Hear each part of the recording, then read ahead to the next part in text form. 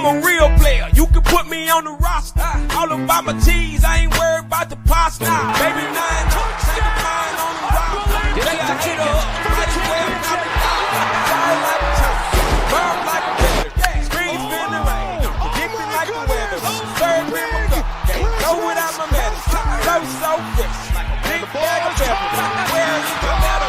All they know is suckers. You know the money talk, you can ask Chris Tucker. I'm a country boy. Welcome to Side Action, episode 15 of season 8. My name is Jim Weglars, aka Wegs. You can follow me at Wegspoo on X and on Instagram. And I'm Coop. You can check me on Instagram at Dalton Cooper, on X at Mr. Grumpy Gills. Again, we are the Side Action Podcast. Make sure to check us out on TikTok as well. And of course, all the socials. And the wind is whipping out there right now. I can hear it. Yeah, I heard it's cold out there. I haven't exited the premises. I heard it's like 30. But the wind chill is like in the teens. Yeah. Yeah.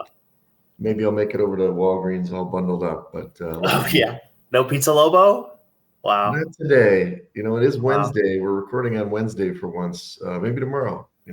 It's Thanksgiving. Nothing says like Thanksgiving like Pizza Lobo. Are they even open tomorrow? I don't know. Probably not. Oh, okay. I was going to say, you got tonight is the night. Tonight is the night of debauchery. Well, it is called Blackout Wednesday for a reason, right? But I have not been invited out. I was out yesterday. That was fine. Didn't get hammered, but had a couple. I was trying to drink less this week, Goop. Less. Nice, yeah. So if anybody's listening, don't invite me out. I'm trying to dry out this liver, which is... No rivers? That's going to probably be Friday. I'm trying to get Art to go out there. More on that later, but his Survivor pick's going to be on the line. Kind of discuss that. Yeah. And also, I got the day off, so why not roll some bones, Right. Why not get paid on your day off? Yeah, sure. Get paid or pay them, either way you look at it. Yeah. We can get into that a little bit later. What about you? So you're sick still? Weren't you sick on Thursday? Oh yeah, I've been fully over it. I'm not fully over, but I'm almost all the way over it now. Okay. But yeah, there's still a moment where I still sound real nasally. I've got like I would say I'm back to like 90%. 90%. Okay. Yeah. Okay. Yeah. Sometimes you sound like in general you sound worse than you are. You're like, I feel better, but that's the sad. That's the sad part. I hated too. Is like I felt fine through most of it. It's just like I couldn't hardly breathe, and my nose is all stopped up. The sinus. It's that damn sinus. Yeah, it gets in there. Luckily, so far I've been okay, but I don't know. After last week's conference, I'm very surprised I didn't get sick because I was about 1,000 people sneezing and coughing and being around each other. So, and how did the bowling go? Shot 731 last night. So that's really good, man. For 3 games. Yeah, I 268, 229, 231, I think, or 236, I think. I missed the break the bank, which is that the 3 games they're like frames that you have to strike in to be able to quote unquote break the bank. It had been $14,000. I missed it in the 3rd game of the 6th frame. I missed it by 1 strike all night. Yeah. I wanted it. I through 2 games, I was like, we're on it. Like I was like, I like to keep track. Some people are like, I don't even know why you track it. I'm like, I like to know, I want to know that way you can I like to know what is going on. You know what I mean? Like, step up. Everybody's like, you're going to psych yourself out. I'm like, actually, I think it helps me focus. Just take your time, make sure you focused. If you're going to miss, just make it be fate. Don't make it be, a human error. Don't be a jackass and throw a bad shot. At least throw a good shot. If it doesn't strike well. If the 5 pins staring at you at the end, then you're like, screw you, 5 pin. Yeah. So we got that close to winning $14,000 last night. That was big money. Yeah, that would have been a good time. I pulled Jordan's strike ball ticket too, so it's like we almost could have had a sweep. He would have won. He won strike ball, which was like $300. I could have won, $14,000. We would have been making out pretty cool. That $14,000, that just rolls over every week. Yeah, it's been going on for a minute. I missed it last year by 1 strike too. So somebody's going to win it. Might as well be you. Right. So, but yeah, it was a disappointing Tuesday night, even though it was a better Tuesday night. So yeah, well, there you go. Well, yes, my appearance at the Pizza Lobo again on Friday was they missed me. It been a whole week. Why not show up again and say hi? And then you'll have to go down to Four Shadows and do the same thing. Yeah. I've been seeing the dog bowl on social media more and more. Yeah, have you been seeing it? Yeah, I know, Yeah. and I know that guy, Mike. It was Mike's birthday. He won. He's a Four Shadows regular. I'm definitely going to go down there. I went there a couple weekends ago. I am going to go down there for the 10th for their annual Christmas party.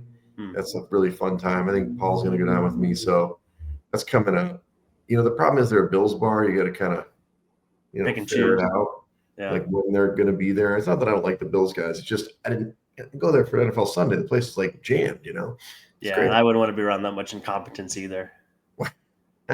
Yeah, last Thursday would have been a rough one, but no, that'd been great. That'd been the best time to be in there. Are you kidding me? Because I bet on Houston. Yes.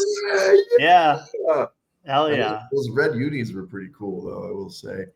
And then volleyball, and then the Bears game, baby. It was the seats. There's no real bad seat in Soldier Field now. I mean, we were up there in the 400 level. Trust me, Art and I got our steps in. But I will say that as soon as it was. Game kicks off at noon, right? With daylight savings, as soon as that, it was like 20, like not even at the end of the first quarter, we were already in the shade. Yeah. The sun was already back on the west side of the stadium, and it was like a little chilly. I was wondering if you're on the home side or the away side. I told them they had the same thing. Like, we'll have to remember that. Like, if we get tickets, get on the away side because it's in the sun longer. Yeah. Yeah, it was a little cooler, but it was a beautiful day and fun, and obviously got the win. We'll talk about that in a minute.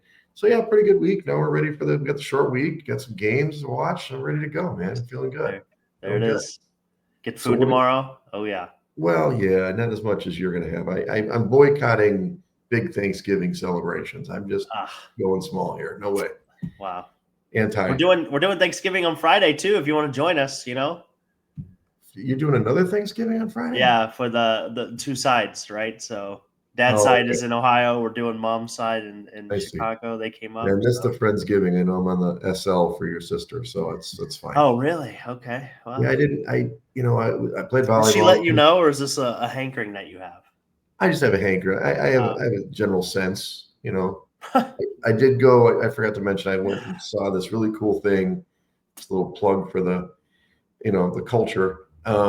It's a candlelit concert that they do kind of all over the city, but this particular place is called the Stan Mansion in Logan Square, and it's pretty cool. It was a string quartet, and they did the whole night was really just an hour long. Was Queen songs. Nice. So it's like We Are the Champion with the old couple of fiddles, a viola, and a cello. But they did like 12 different songs. It was really cool. Definitely good for you guys to check out if you like. They do all different things. U2, they do, I think they're going to do like Taylor Swift or something, but a lot of contemporary hits. It was definitely worth a trip. Hell yeah. Sounds cool. Yeah. So who you put in the shed this week, sir? Oh man. Well, first up, we're putting Ben Sherratt in the shed. For sure. And he may be the best term in hockey. He got fined $5,000 for butt ending Simon Nemec during Monday's game of the Devils and Red Wings. And just in case you're not aware of what butt ending is, can you demonstrate? Yes, it's where you take the opposite end of the stick with the curve, so that maybe the handle in, if you were, and you jam it. And he basically just jammed it and speared somebody. Yeah, he speared Simon Nemec basically in the kidney with it. So, yeah, $5,000 fine. So, that doesn't sound like a lot, but you're going to base on percentages. It's the highest you can get fined for under the bylaws of the NHL. So, definitely won't be doing that. And then another jackass. This is probably the Boner of the Week award for a lot of different reasons. Trayvon Mowring, he's the Panthers safety. He got suspended one game, which he is appealing, but he gave Juwan Jennings the old low blow. Yeah, the old sack tap on Monday night in front of the world. Juwan Jennings. Was it a punch or was it a pull? Yeah. Okay. No, it was like a punch. Yeah, it was fierce. Yeah. Donkey punch. Juwan Jennings had words with him after the game. I saw that. Which I thought was smart. It's like, all right, well, don't get a penalty. Well, probably couldn't breathe in the moment now I think about it. So, but yeah, but like I said, Boner of the Week, just in the shed. You're an idiot. You can literally do a lot of different things, but just to low blow, the sack tap, if you will. It's just you've got 30 cameras out there. They're going to catch that kind of thing out there. There's 300 cameras out there. There's not just 30. There's 300 cameras out there. That is correct. Yeah, it's too bad. In the shed. Juwan Jennings is fine. He still can father children. That's what I heard. Yeah. Thank God. For me, I'm putting the Eagles in there. Obviously one of the picks that we faced off on. 21-0.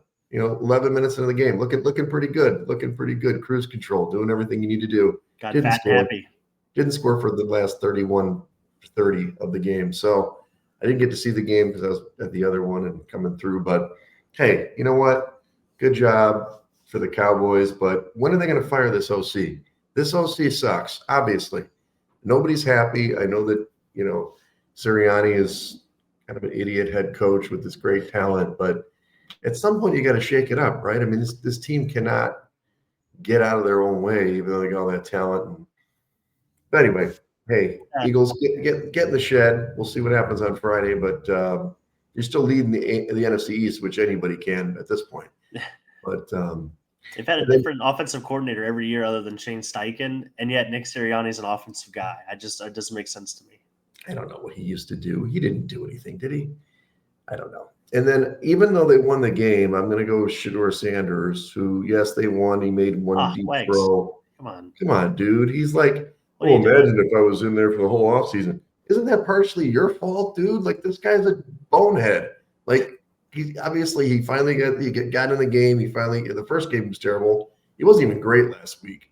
Just chill out, bro. You beat the Raiders, who probably don't want to win. And actually, they fired Chip Kelly. So. He's got juice, Wags. He Juice? defied all odds on 3rd and 10. Don't you remember the first game? Mm-hmm. Like, oh yeah, come on. Sure.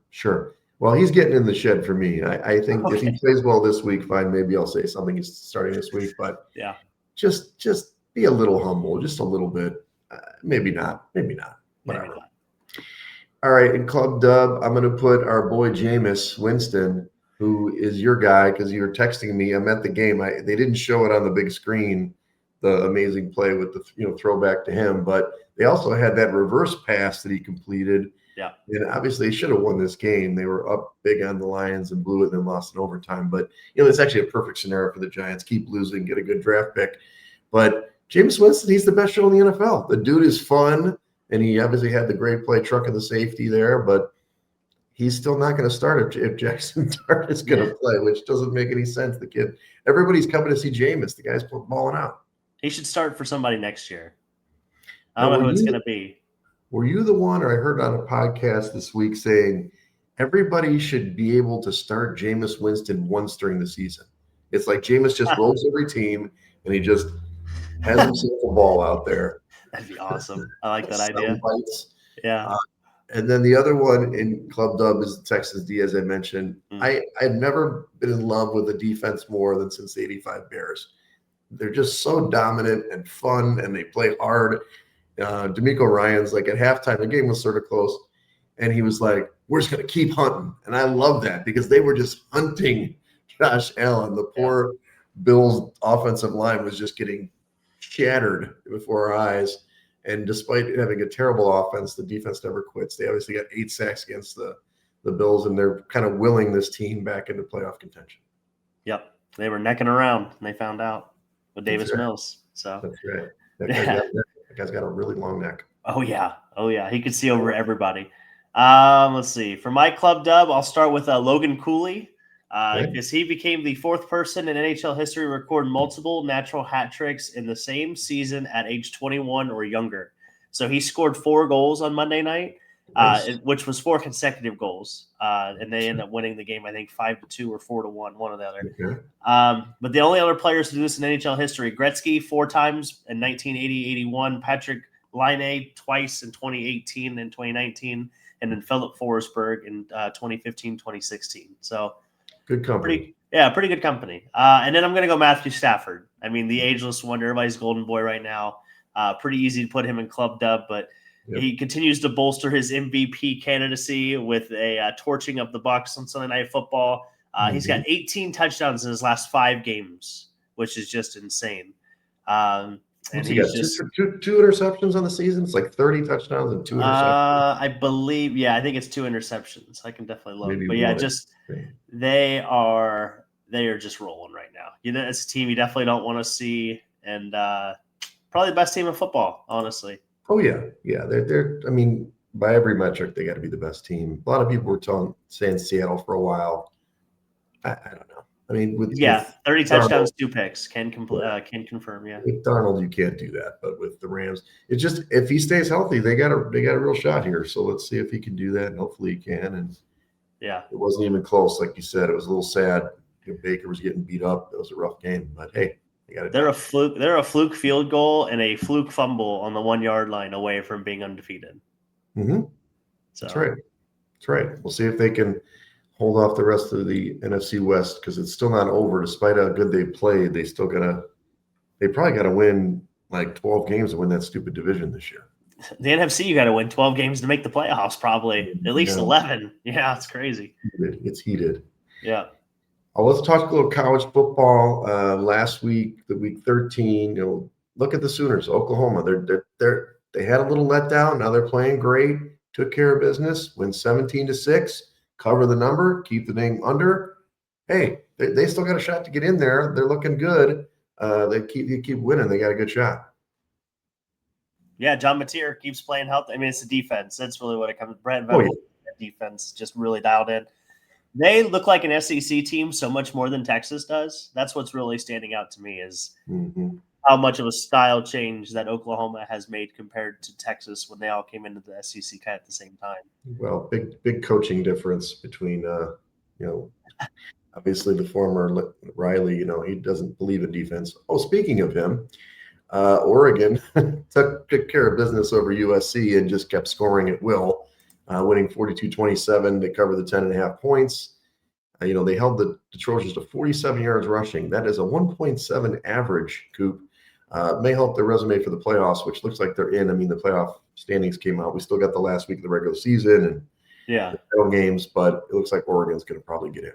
Yeah, basically unless the sky falls this weekend in Washington. Yeah, I would definitely assume Oregon.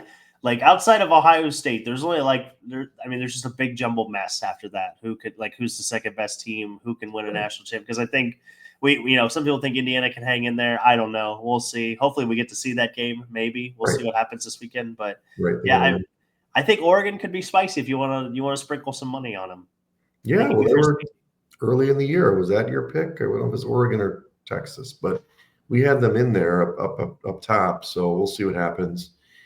Pitt, they spoiled Tech's bid, man.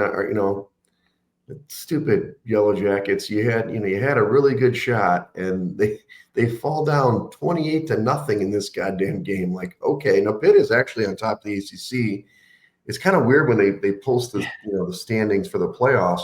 They're on top of the ACC, only have one loss in the conference. But anyway, it'll be settled out on the field. But anyway, they were down 28-0, but Tech cut the lead to 7 with 4:51, but still couldn't get home. And, look, this Jacarian Turner, 186 yards and a touch. I mean, that got it done. We had the big run at the end of the game. Wins 42-28. That's Pitt does. Covers a 2.5, goes over 60.5. And Pitt can win the ACC. Yeah. I think there was something I saw where it could be like a 4-way tie, depending on what happens. Maybe a 6-way tie, I think, if things get really crazy, which would be really funny. He's still in there too, yeah. Yeah, the ACC is going to cannibalize itself. So that's what's really funny about all of this. We're going to get one team in. That's right. Yeah, 100%. And then BYU gets the win behind – this is running back LJ Martin's 266 total yards. The guy was awesome. 2 touchdowns. They win 26-14. Was it at Cincinnati? They covered the 2.5, 56.5. Point total under. Look, they got a good shot. They've been good all year. They had the one, Texas Tech loss. They're on the outside looking in right now, but I guess we got to see how it shakes out. It'd be a shame. They only have one loss. Yeah, they'll get a chance to avenge that loss in the Big 12 championship game as well. So I think that'll be interesting too. Right. So this is the last quote unquote regular season game. There's championship. It's rivalry week, baby. Yeah. Yeah. So this is the big one. Just put some of the games. There'll be other ones we'll cover probably. We got Georgia at Georgia Tech. I know this is a long shot for Tech. They're 14-point dogs in this one. They're playing in the Georgia Dome. So I didn't put at anywhere because it's basically a home game for both of them. 59.5 point total. This is Friday at 11 a.m. Central. If Tech somehow pulls off an upset, they could jump back in. That's the way I look at it. Maybe not. It's not a conference game, but beating Georgia would definitely go well for the resume. They got any shot in this game? No, I don't think so. I think Georgia. I think Georgia might be in the best possible situation, especially if they can. They're going to probably avoid the SEC championship game, and yet they're still going to get a bye, which is like, I mean, that is a bad. They're going to get 2 weeks off. They're going to get two bye weeks to hang out, get healthy. Kirby will be dialing them up. Like, yeah, I mean, I think Georgia will realize how big this game is. I think Kirby understands how big this game is for them, and yeah, they're really sitting in the catbird seat. That's another team I would sprinkle a future on if you really want to get frisky. Dogs. And then we talked about this game kind of a couple weeks ago. A&M is at Texas. 2.5 point favorite for Texas A&M, 51.5 point total. This is also Friday at 6:30 p.m. Central. If Texas loses, they're out. They have no shot. If Texas wins, I guess A&M would still stay relevant. They're undefeated, and that's what you're talking about. Is A&M locked up for the SEC championship game or not? It's basically locked up as Texas A&M and Alabama as it stands right now. So they could lose this game and still be maybe in, but it'd be nice to just eliminate Texas and just get them off the map. Yeah, and we'll see. Well, I mean, it'd be very unprecedented to see a 3-loss team in the college football playoff, and that, I mean, Texas would have an argument because the argument really comes down to is Texas would be a 2-loss team if they didn't schedule Ohio State. So are they getting rewarded for scheduling Ohio State, or are they going to get penalized, for scheduling Ohio State if they do win this game somehow? But they also went to overtime with Kentucky. They've also lost to Florida. They went to overtime with Mississippi State. So, I mean, Texas kind of can blame themselves, honestly. Sure. Yeah, I hate this number, but I love the over. Okay, yeah. It seems like a high-scoring one. And then we have the Ohio State-Michigan game. This is back on Saturday now. Ohio State, they can still theoretically lose this game and go to the Big Ten championship game, right? No, they have to win this game. Okay. Well, they're 10-point favorites at the Big House. 43.5 point total. This is 11 a.m. on Saturday. I mean, if Michigan wins, it's huge for them. I don't know if they can pass Oregon because they only got one loss for Oregon, but I mean, beating the big dog would be certainly a good case to make. And so who would get into the championship if Ohio State loses? I believe Oregon would be the team to go then. I believe it'd be Indiana. I think it'd be Indiana and Oregon, I believe. As I was trying to look at two standings. The Oregon Ducks would, because they'd both be 7-1. I don't know how the tiebreakers work, but I'm pretty sure Oregon would be in. Because Michigan's got 2 losses, so they'd be out. But if Michigan can find a way to win, the Big Ten will get 4 teams in the playoff. That's basically what's on the line for Michigan. Mm-hmm. That's awesome. And they've obviously had Ryan Day's numbers. So even last year when Ohio State was so good, that was when they put up the total stinker in the horseshoe. You would think this year they would come out and make it happen, but Michigan, they want to grind games. So do you think it's going to stay under, or do you think Ohio State can open this game? I don't know. The wide receiver health for Ohio State scares me a little bit. And the weather. It's supposed to snow. They're supposed to get some snow and some weather in this game, which I think does favor Michigan because they have the running quarterback. I would maybe take the under in this game. I just think this is going to be a ball like the first half. I would take the first half under. Let's put it that way. I think the first half is going to be all running the clock. It's going to be ball possession, field position, and then the second half we might see some points. But I think the first half they're going to be really feeling each other out and seeing what the other team is going to be doing on offense versus, their defenses, because the defenses are probably the best units on the field for both teams. So, but we'll see. I anticipate if Michigan wins, Bryce Underwood would have to run for at least 60 to 70 yards, at least, if not more. Have to have a big game. And then we'd mentioned them before. So Miami is at Pitt. Miami's a 7-point favorite, 49.5 point total. This is Saturday at 11 a.m. as well. The Canes have to win the game. I mean, they're showing that they're in the playoff, but if they lose this game, they'll be a 3-loss team, as you mentioned. And Pitt is on top of the ACC. It's hard to deny them at that point, at least, obviously playing in the ACC title game. So I don't know. I mean, you think that ticket that we had earlier could come back to life if Miami can win this goddamn game? I mean, the value would not still be good, but it could come back to life.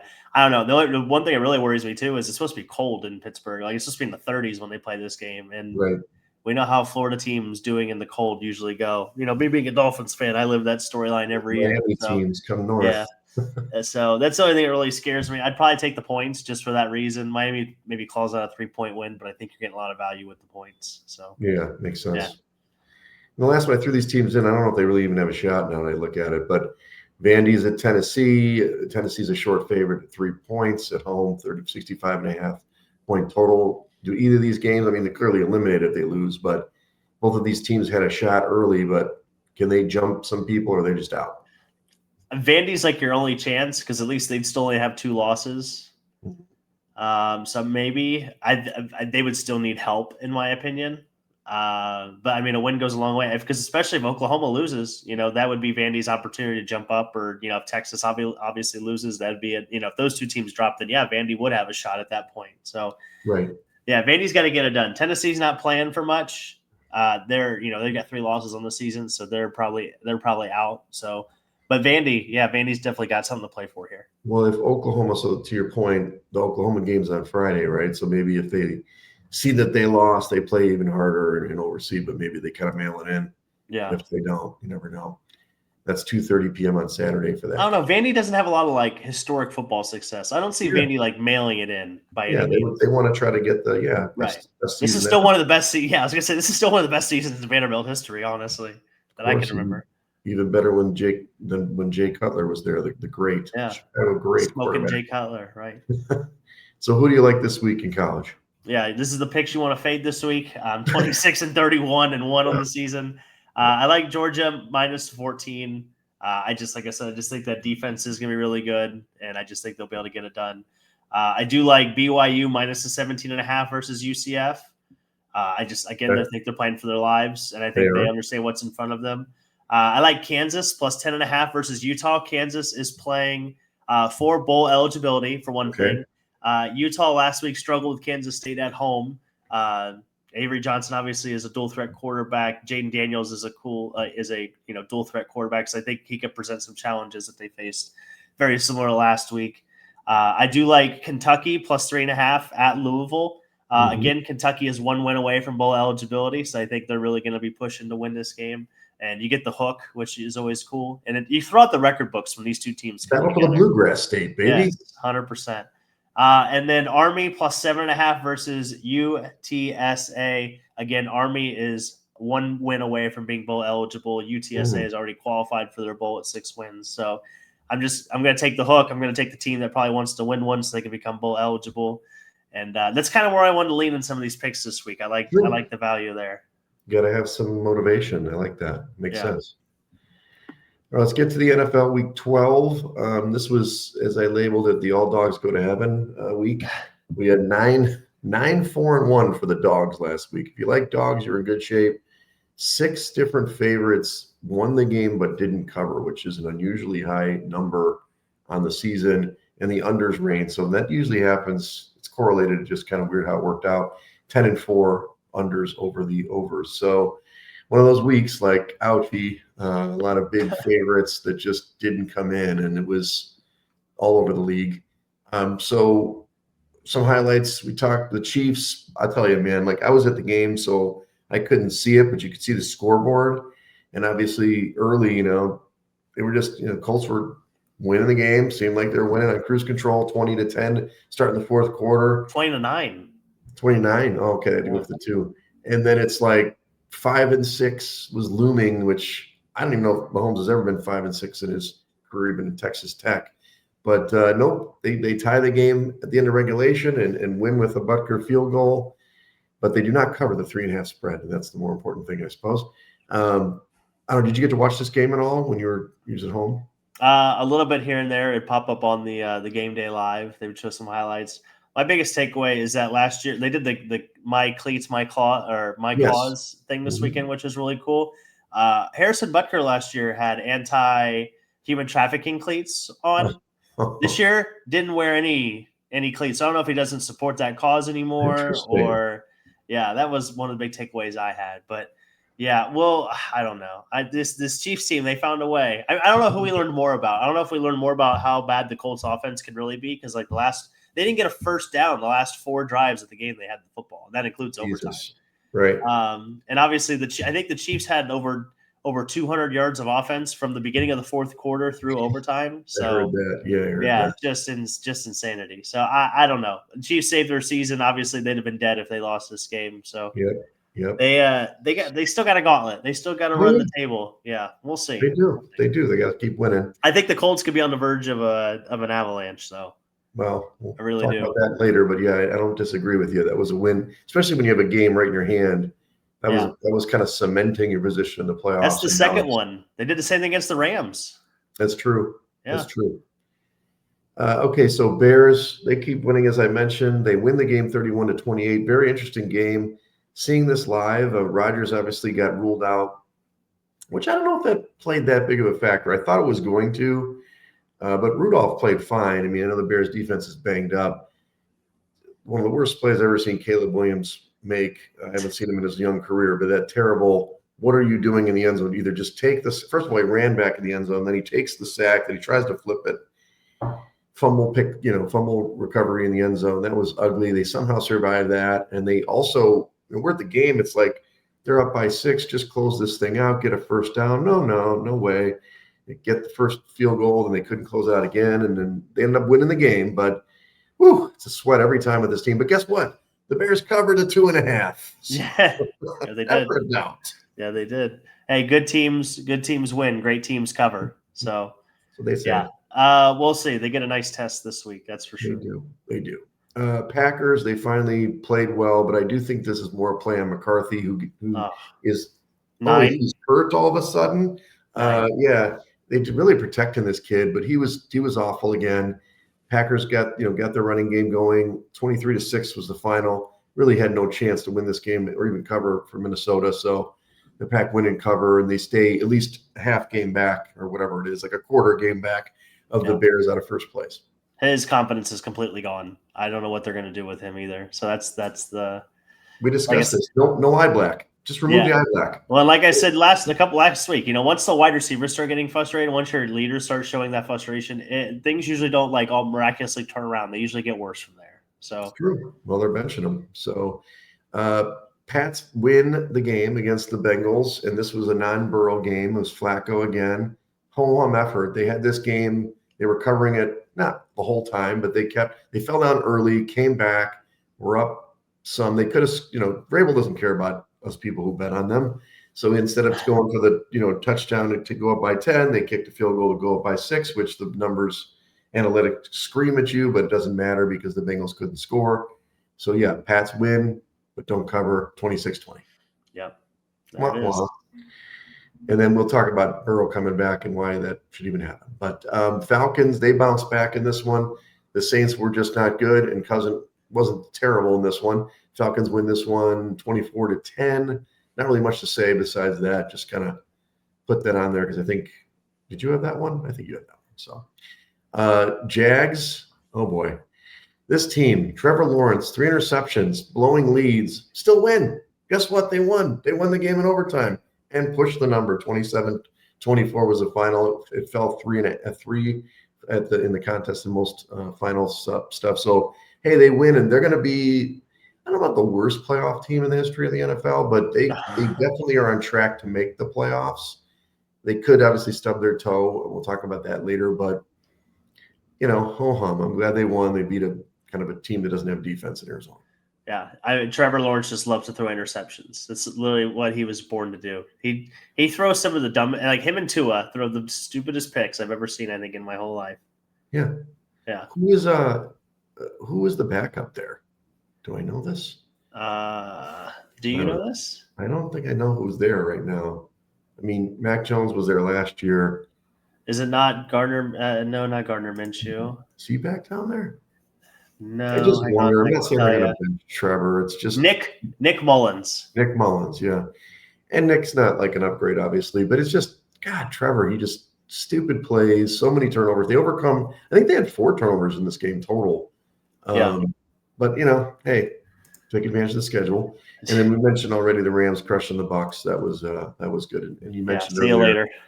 Yeah, Stafford minus 225 favorite now for the MVP, at least on Rivers. So, Week 13, we've got no buys, which if you're a fantasy football player, I don't want to buy on Thanksgiving, but I want better buy management because in week 14, we've got a big buy situation next week if you're trying to make the playoffs. But that's for another podcast.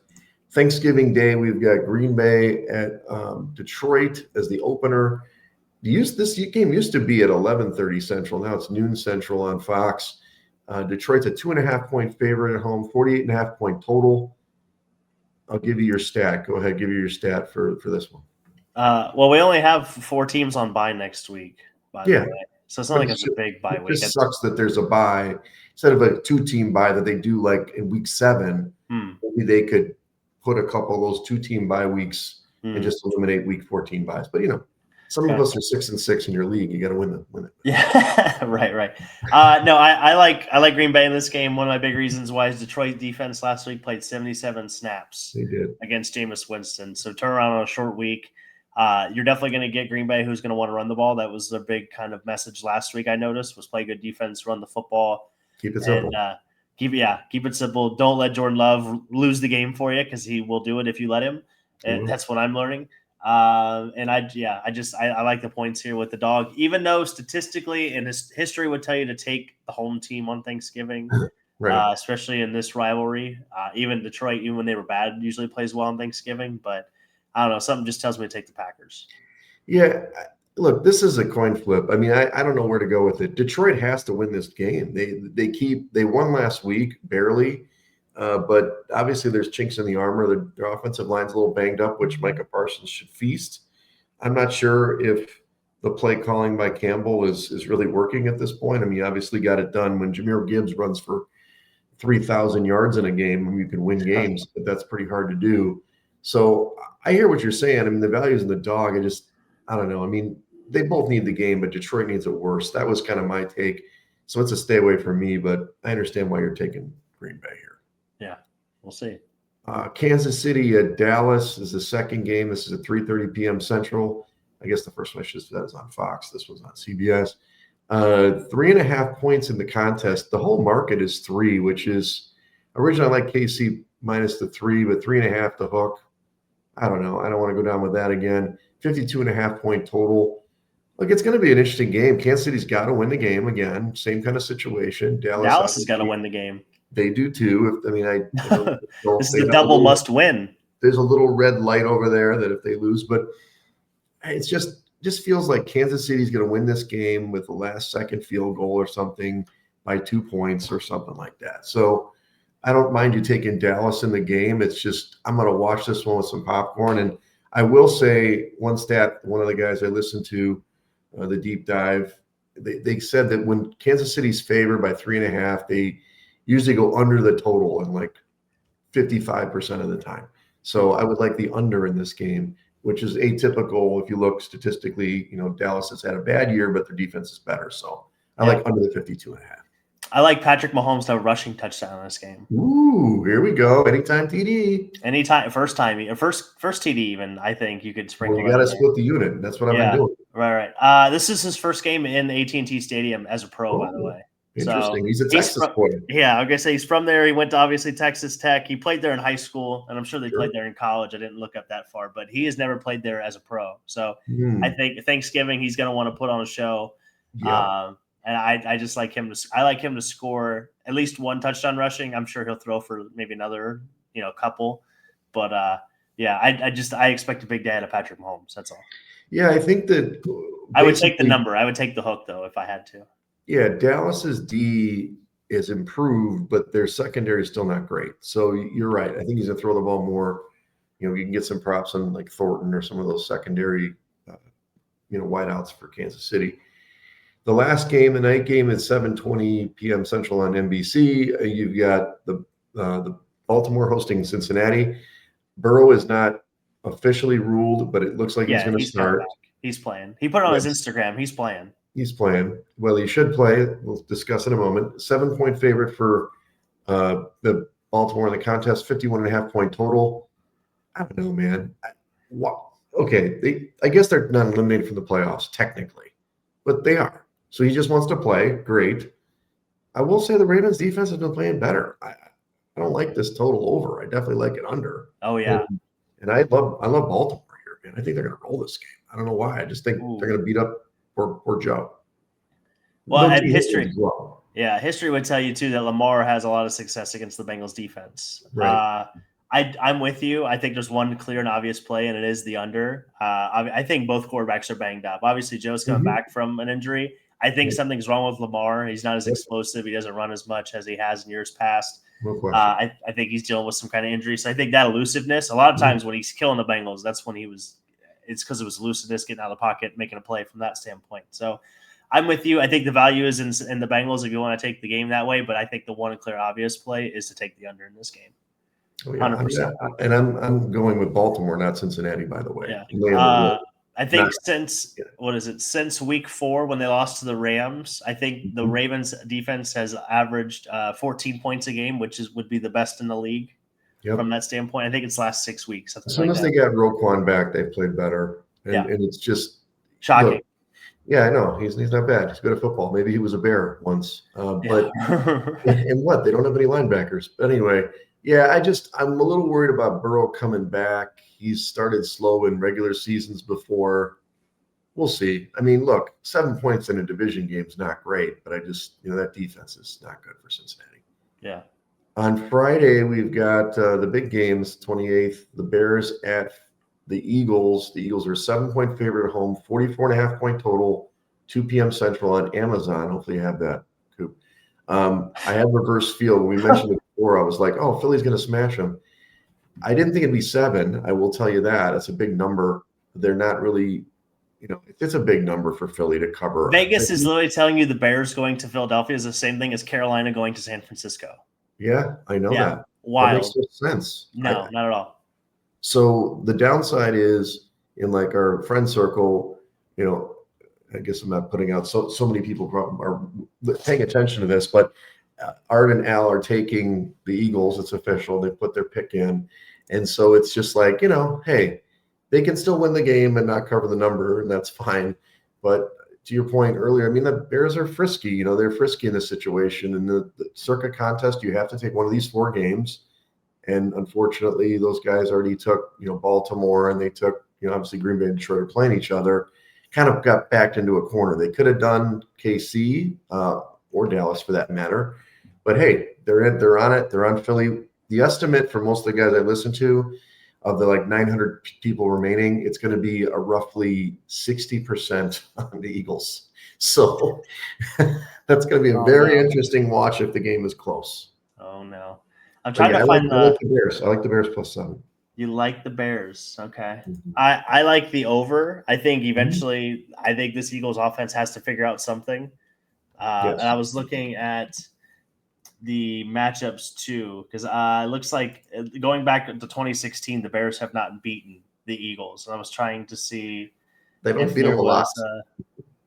Yeah. The Eagles beat them pretty bad. Yeah, usually. I just think it's a bad number. Because obviously the back door is wide open here. I think this is a perfect wide open backdoor situation. So I hate I would take the over though. That's the one number I do like. Picking the game, I think 7 is like the perfect number. It's the one that's going to deter me the most. Right.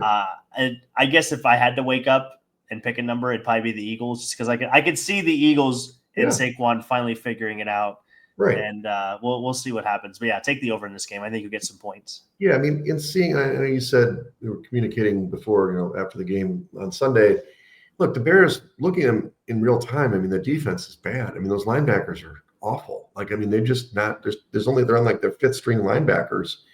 They can't stop anything, but they are supposed to get a little healthier on the outside. But Philadelphia had some injuries coming out of that game against Dallas. And I don't know. The thing about Philly is just the juju, man. It's just what's going on there. It's like a couple of years ago when they fell off the rails and, fell apart. I don't think they're going to do that. They're just so much talent. But, A.J. Brown and Jalen, Jalen Hurts is not playing to his full potential. Saquon obviously isn't the same. He's probably tired from last year, just dinged up. So it'll be an interesting game, interesting watch. This is the one we might go to Rivers. I'll see if I can talk Art into going during the game. We watch the game and then we go roll the bone. So if you feel better, you guys are gonna have your Thanksgiving. But can you tell me the last time that the Bears beat the Eagles? I found it. Oh God, probably in the Cutler era, maybe like 2015? 2011. Oh, The wow. last time, the final score 30-24. Lovie Smith against Andy Reid. Oh my God, Lovie Smith was the coach still. Damn. Yeah, you did have Jay Cutler being the quarterback for the Yes. Bears in this game, and then you had, I believe, Michael Vick was the quarterback for the Eagles in this game. So, Sure. yeah, it's been a while since the Bears have beaten the Eagles. Just I to put that know, in context. I know. But some things have to break and see what happens. Let's go to the main slate on Sunday. We've got going east. The Rams are going to Carolina. Carolina is a last thing. The Eagles were -8 in that game.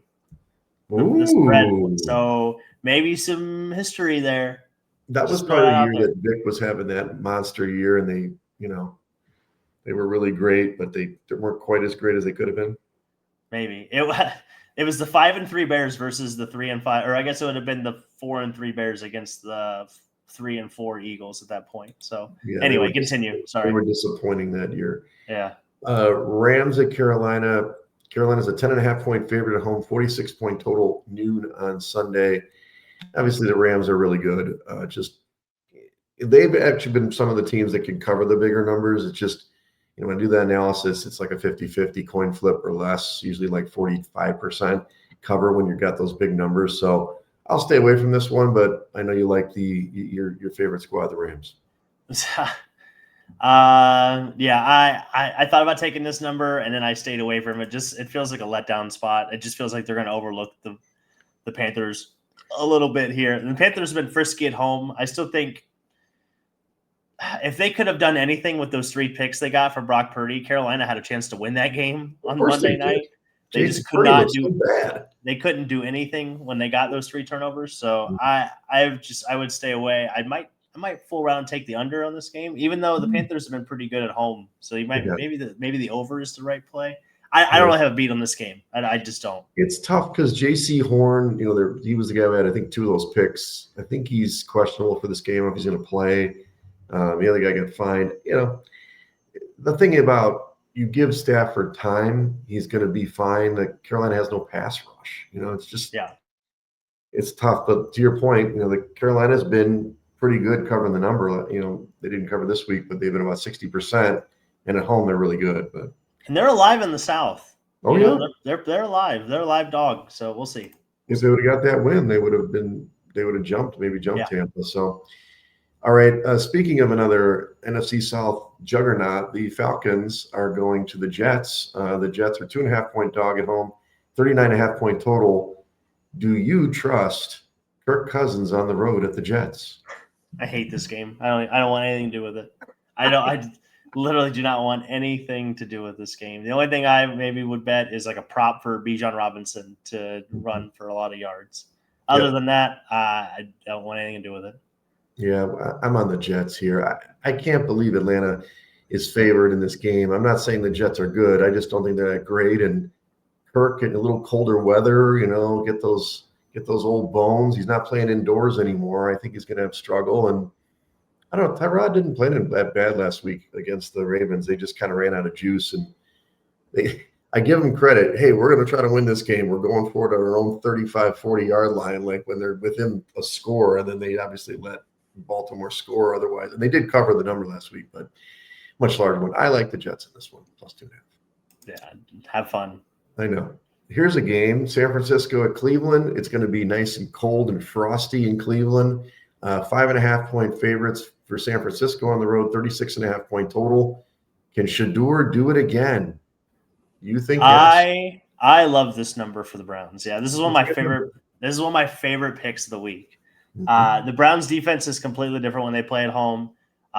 This rivalry actually has been very back and forth. If you look at the history of it, 2023 was last time they played in crappy weather. Brock Purdy I think he had 3 turnovers in that game too. He does not play well in the cold. He's a lot like Tua in that regard. Small hands. But yeah, Christian McCaffrey is obviously their offense. George Kittle's their offense. I just don't think it's a good matchup for them. This defense, Myles Garrett is going to have his way. He's He's like what, five sacks away from breaking the record, or 6 sacks He's away. got 18 sacks on the year. He's leading everybody. Insane. I mean, he's an alien. They have the second best pass defense. They've got the 12th best rush defense. Like, yeah, I love the Browns. I love them. I understand why you like the number. It's going to be a slugfest. It could be 10-7, and you cover. You're good. Total stay away. Shedeur, how well is he going to play? And I'm not saying you're wrong. I think Cleveland is the play. It's Cleveland or pass. The Niners don't get any pass rush either, so I think he's going to be just fine. Yeah, he might be. Might be. I mean, Salah will probably blitz the house on him, so maybe he can hit some stuff. Maybe hit some Harold Fannin, for a little tutty. It's usually like what I like to see. Let's talk about a game that's relevant for the playoffs. Houston at Indy. Indy's a 4.5-point favorite at home, 44.5-point total. My darling Houston Texans, I've been riding them all season, good or bad. I love them in this game. I think they're going to win the game outright because they have to. And what do you like in this game? I actually think Houston's a little overvalued here. Mm-hmm. I think you're enthralled with how many sacks they got last week against Buffalo, but I think you're forgetting that I think Buffalo had 2 backup tackles, or their tackles were pretty banged up in that game. I know one of them had his shoulder wrapped. Yeah, the right tackle was completely. Yeah, he was not like doing anything. He was a big traffic cone. It was a turnstile. Mm-hmm. Yeah, which I think you'll get a much better offensive line with Indianapolis. Oh yeah, you get more of a run game. I mean, obviously Buffalo is the #1 rush team in the league, but. Yep. I think Indy gets back to. I think this is their season. They have to win this game. Like, I think Indy has to win this game if they're going to continue. Because I think if they don't, it's just going to be Pandora's box of losses, and everything's going to unravel at the seams, and we're going to be looking up, and the Colts are going to be out of the playoffs all of a sudden. So possible. I think if I had to pick, I like the over in this game. But if I really had to pick, I would take the Colts. I think the Colts would win and cover. Yeah, I mean, I thought it was 5 early in the week. It's come down to 4.5. I understand what you mean, and obviously Stroud's supposed to play, and even if he does play, they haven't been great. The neck has gotten them 3 wins, but against lesser opponents. It totally makes sense. I just, I'm enamored with that team on the turf. I think they're going to play really good defense. So within a divisional game, I think it's going to be a 3-point game and not 4.5, right? So I don't doubt that Indy wins the game, but keep it within. Last quarterback to beat Houston, by the way, for Indianapolis? Andrew Luck? No, it was Anthony Richardson. Oh, okay. We were in Vegas, yeah. It was it was the first year, the first game of the year. That's right. Yeah. Yeah, that was that Huck and Chuck. He was just the greatest throw we may have ever seen. He hit, was it Pierce or somebody? Yeah. It was a dot. That's awesome. Yeah, but they traditionally do struggle in this matchup sometimes. Okay, so New Orleans at Miami. Again, some of these games are woohoo. Miami's a healthy 6-point favorite at home, 42.5-point total coming off the bye. Has New Orleans just given up on their season? Hard to say. So what do you got in this one? Well, the Dolphins have won 3 straight. Mm-hmm. They fired Chris Greer, and they haven't quit because the defense has played better, so that's good. Yeah.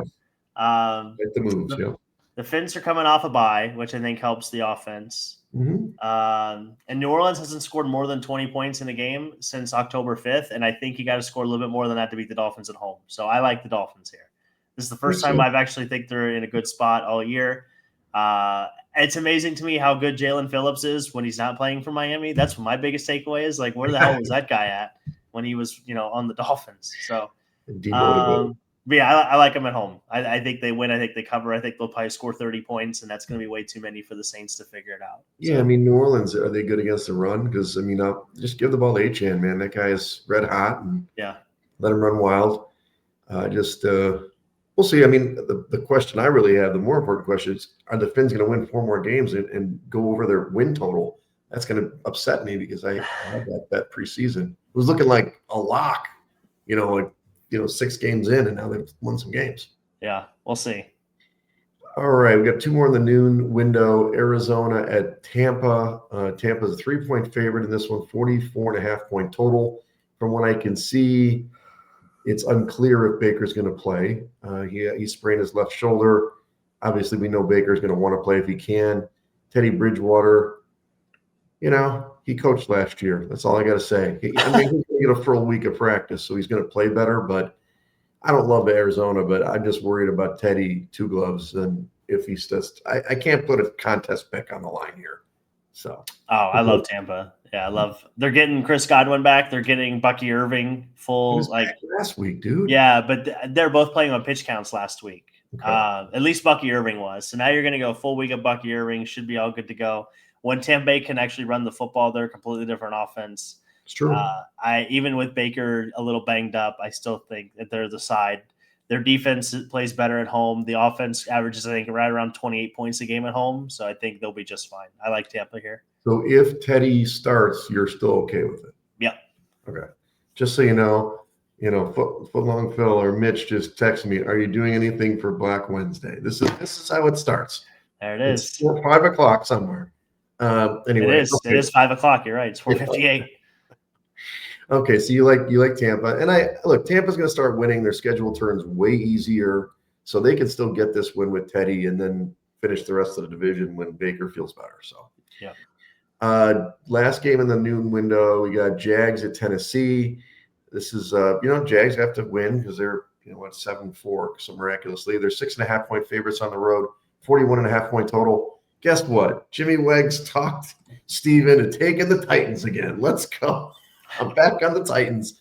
My main thing is I don't think the Jags are very good. They're not that good of a football team. I mean, Tennessee sucks. They're the worst team in my index for sure. But the Jags, are they going to win by 7 on the road? I don't know, man. They couldn't beat the Raiders, or I think are worse than the Titans sometimes. So I like how Cam Ward's playing.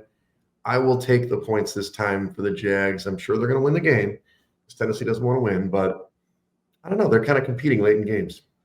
Yeah, this is going to be Jacksonville's 4th road game in five games too, which is quite a bit. They were at Vegas, at Houston, at Arizona, and now they're in Tennessee. So I hate the number. I would probably take the over in this game, and that's probably maybe I'd feel good about it, and I'd have something to root for. But other than that, I'd stay away. I think 6.5 is like a deadly number. Yeah, it's a tough one. I think the value there is with Jacksonville, honestly, but I would stay away from it. I don't like it. Yeah, I mean, on paper, when I do the index stuff, when I look at the differential, it's way different. Like they should be up by 8. They should 8-point favorites, but I don't know. Are the Titans going to show any fight? Last week they shouldn't have covered as well. I was really pissed because we took Seattle, and they were killing them. They're up 30-10 and just took their foot off the gas pedal and then scored 2 4-quarter touchdowns. But you never know. Teams have momentum sometimes, and Cam Ward is not a bad football player. I think it just has no talent around him. So. Yep. All right. On the late window, you've got Minnesota at Seattle. We've got 12.5-point favorites for Seattle. This was 10.5, which I loved it early. 41-point total. You've got Max Brosmer starting, the undrafted rookie. So you probably already looked this up, but do you know where he played college football? He played 2 different places. So you got a chance, 50-50. Yeah, Minnesota, right? And where did he play before that? It wasn't a Big Ten school, was it? It was not a big school at all. If it helps you at all, Chip Kelly once coached there back in the early 2000s. I remember this. I'm not going to remember it, but I do remember looking this up. University of New Hampshire Wildcats. That's right, yeah. So, Brosmer, everybody loves this kid, supposedly, everything I've read. And, I mean, I don't think he's going to be Brock Purdy, but he does have a good offensive coach in KOC. 12 points they're at home. Seattle should light them up. They can run the football. Obviously, we know that. It's just too big of a number. It got away. Go to 12.5. Just is too much for me. Yeah. Sam Darnold revenge game too. That's what I thought immediately when I said Sam revenge game. They're going to run up the score, but is that really true? Would you lay it or would you just kind of? I would lay it and take the under. I don't even know if Minnesota scores more than 10 points in this game. They probably don't. If Seattle plays to its fullest potential, I don't know how they gave up 24 points in Tennessee, but they should just bulldoze them. But maybe maybe Jefferson has the game of his life because Brosmer can throw it to him. I see 27-10. Yeah, something like that. That's a cover. All right, we've got Vegas at the Chargers. Chargers are 9.5-point favorites, 41.5-point total. There may be some Raiders fans if they're still going to this thing. They fired Chip Kelly for Greg Olson, and that is not Greg Olson, who's the commentator. I heard a funny stat this week. This Greg Olson guy has now been interim OC on like 5 different teams or something. He's like the perennial He's professional. guy, yeah. but he never gets retained. So he actually was the Raiders OC interim when Rich Bisaccia got the job a few years ago. So anyway, I like your question. Is this the worst watch of the weekend? It probably could be. Yeah, it probably is. Chargers are coming off a bye too, so I think you hammer the Chargers here. Are they healthier in the offensive line now? They get your boy back, Joe Alt? No, I think their tackles are done for the year. I just think this is a big coaching and team mismatch. Geno Smith is not going to beat this defense, I don't think. And when are they going to start anybody but Geno? I mean, what the hell is going on here? Like, it's bizarre. I mean, give Kenny Pickett a chance or AOC or somebody. I mean, they're not winning games. It's just a big number for me, vision game. But yeah, I hear you. Yeah. Last one, Buffalo at Pittsburgh. Pretty big ramifications here. Buffalo's a 3-point favorite on the road, 47.5-point total. I was kind of all over Pittsburgh when it was at 3.5, and it kind of, dipped now. I mean, it's just 3 to 3.5. It's not a huge number, but it's a key number. So I backed off. I think Pittsburgh has to win this game. It looks like Rodgers will probably play. Buffalo, you can run on Pittsburgh's defense. I saw it on Sunday. So if they give it to James Cook, great. But what is going on with the receiving targets for Buffalo? I mean, without Kincaid, they just can't throw the ball. Yeah, I don't even think they'll need to, because I think, like you said, they're going to run all over Pittsburgh, and Pittsburgh's very one-dimensional. So I don't see why the Bills don't win this game. They've got the better quarterback. They've got, like I said, the biggest advantage you could take from Buffalo on their defense is to run the ball, and the Steelers don't run the ball. So, and they run this short, quick, intermediate game, and I think Buffalo's going to hammer them here. I think this is the start of the downfall of the Pittsburgh Steelers, really. Yeah, it's already begun. They're already not winning the division, but I see it. We'll see. I stayed away from it in the end. So Buffalo's got to win it to keep pace. They're not going to probably win the division now, but they got to still keep pace. They can fall into the playoffs if they lose this game, as does Pittsburgh. Sunday night game, Denver at Washington. Yawn. Yeah, I know. Denver's a 5.5-point favorite, 43.5-point total. I don't know. Do we know if Jaden's going to play? Does it matter? Do I hit? Do I stay? I don't love Denver in this spot. They obviously got the big win over KC before the bye, and now you've got they're on top of the division, so they got to win the game, and they will probably win the game. But Bo Nix, man, I mean, he Bo Nix is sometimes, and Washington's defense sucks. But I don't know. I stayed away from this one too. Too many points for me. Jaden Daniels is ruled out with his elbow injury. Terry McLaurin is out with a quad. There's not a lot to like here from the Commander standpoint. Total trap. This game screams under to me. This looks like an under game if I've ever seen one in my life. So I would take that, which means they're going to score like 60 points. But no, I like the under. I just like the under here. I don't necessarily like the number with Denver, but I do like the under. Yeah, under is good. Denver's a good under team. Just got to run the ball. Kill that clock. Run all over Washington. Be good with that. Yeah. Monday night, you've got, again, can we flex some games here, people? Giants at the Patriots. Patriots are 7.5-point favorites at home, 46.5-point total. Jackson Dart is practicing. Why play him? I'm not sure. I mean, Jameis is playing so well. You've got the bye coming up for Dart. He could get fully healthy and then have him finish out the season. That's what I would do. But if they do put him in there, fine. Do you think the Patriots can cover the number? Yeah. I think eventually Jameis is going to turn back into Jameis. He's been playing pretty well. Point. Yeah, and I think I think Drake May. The big thing about Drake May is he doesn't make the same mistake twice, is what this coaching staff has talked about. So I think with him winning close games like they did last week, even though he didn't play as great. Also, he hasn't thrown for 300 yards in a game yet this season. That's so weird, isn't it? Fascinating, yeah, it's completely fascinating. So I like the Patriots here. I think they keep their focus. They stay ahead in the AFC East and on top of the conference too. I love how Kafka has been calling the game, though. That they've been inventive and fun. I don't know if they'll be that way with Jackson Dart, but hopefully they do.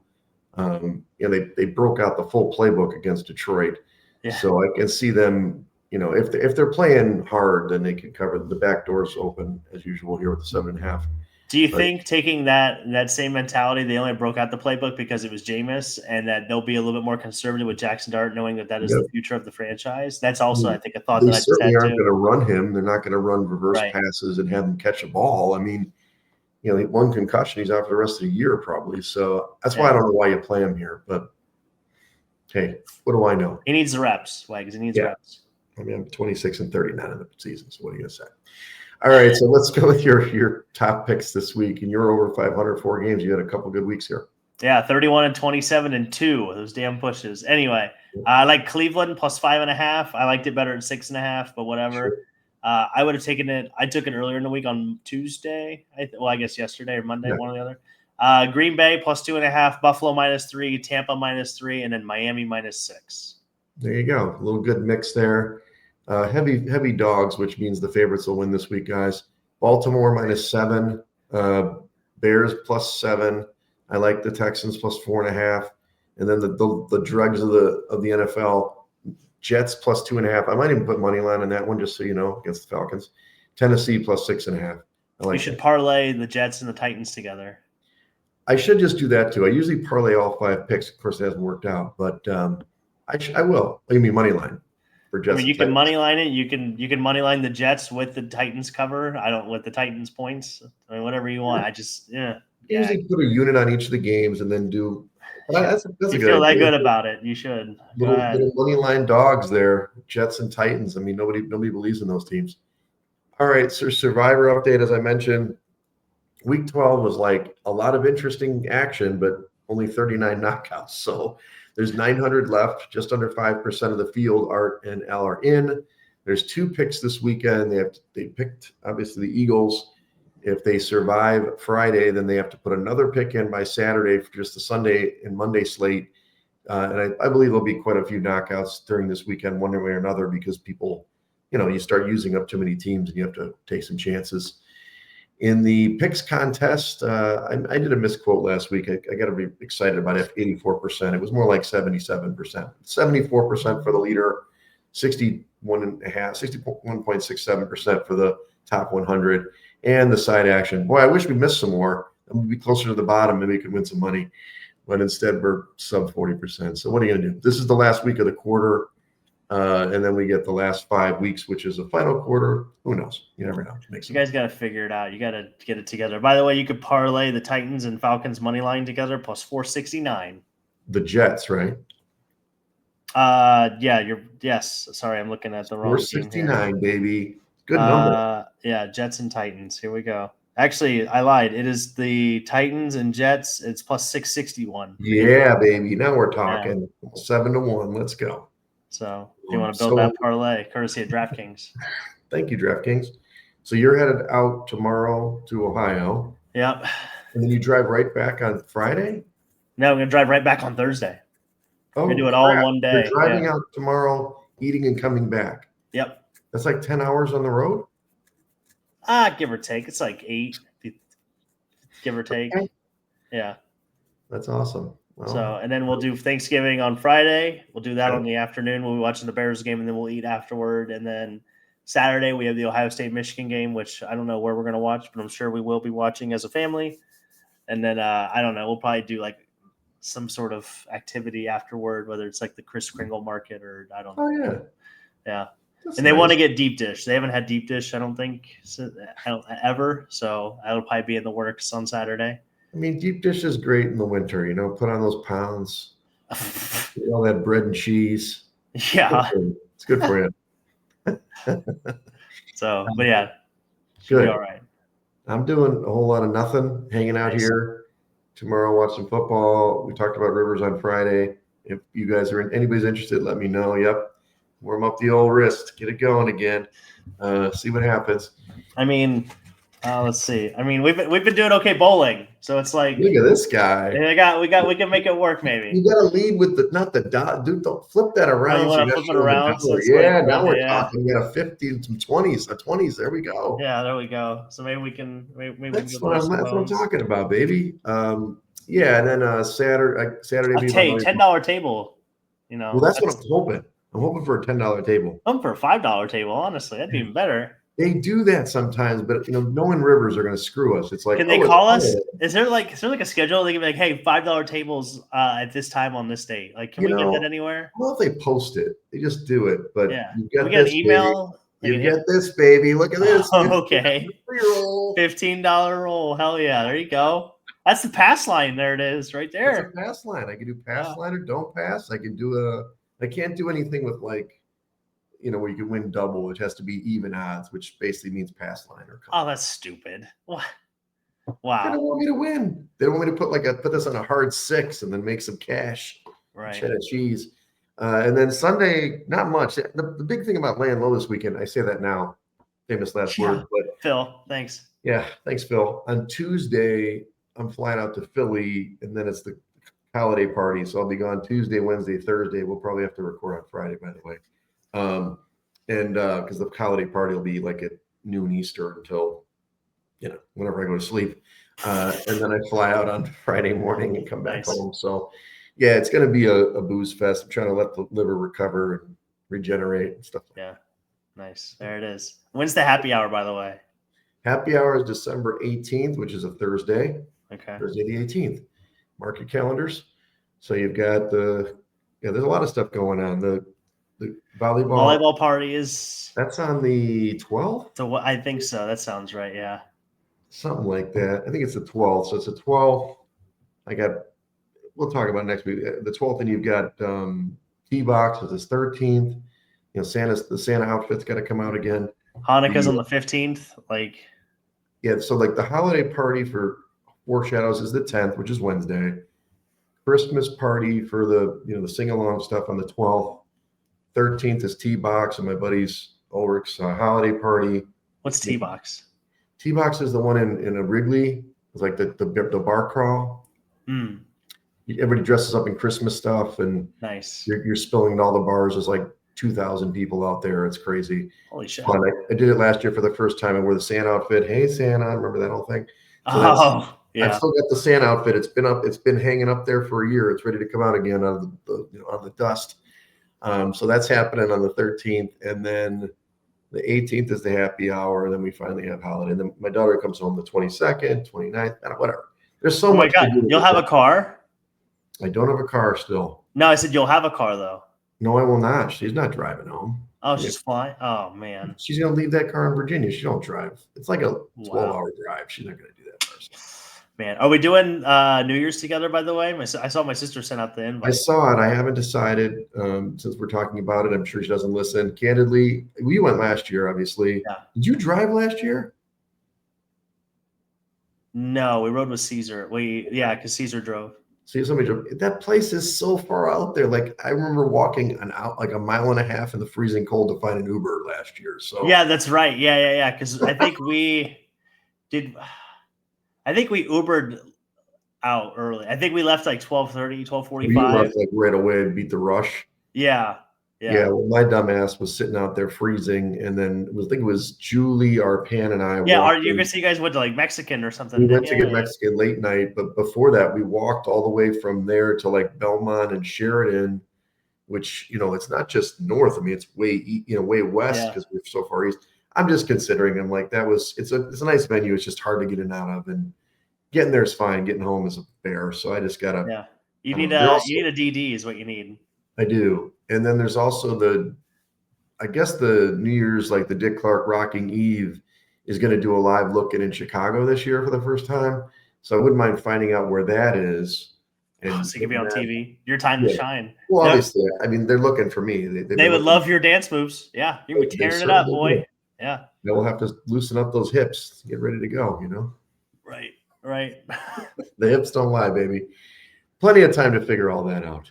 Anyway, but just so you know, obviously, if they make it through the weekend, when they make it through the weekend, I haven't scheduled the game night yet because the last weekend of the NFL season is the 3rd and 4th, right? And normally I would do my party on the 3rd or like the first Saturday. We're going to Vegas if they make it that far. So it's already, locked in. I might kick it to next week. You're going too. You're going too, pal. Come on. Okay. Yeah. We'll figure out a way. We'll figure it out. All right. Well, follow us at Side Action Pod on X and Side Action Podcast on Instagram. Don't forget about TikTok. That would be Follow killer. me at Wegs and Coop on X and on Instagram. The more I think about that, that'd be amazing. Yeah, I would go because that would be because come on, what are we talking about? Like they're probably at that point the pom poms, the air horns, the face paint. We'll get the face paint for that. Eye black. Yeah, not enough eye black is going to be had for that. Yeah. Well, they're gonna pay for. I mean, like the entries in. If you get that far, I'm sure they put you up in a suite or some shit like that, so we can just get a bunch of people and go. Yeah, we can figure it out. But yeah, that would be, I would be down for that 100%. And I'm Coop. You can check me on Instagram at Dalton Cooper and on Twitter at Mr. Grumpy Gills. Again, we're the Side Action Podcast, home of the potential winner, Art Murphy, hopefully. Yeah, Art and Alistair, man. That would be sick. That would be Team pick 6. Oh my God, are our horse racing segments about to blow up? Is that going to be like? Well, we're going to be a horse racing this time, right? Yeah. Art needs to put his picks somewhere, and then when he comes on, we know that the picks he's sharing only the picks he wants to tell people. Right. Then his real picks are over there. And then, he needs a paywall. Yeah, he'll have a paywall. There you go. No, he's made so much money in horse racing in 2025. Like he's definitely gonna have to pay some taxes on that. Yeah. Fair enough. All right. Love you guys.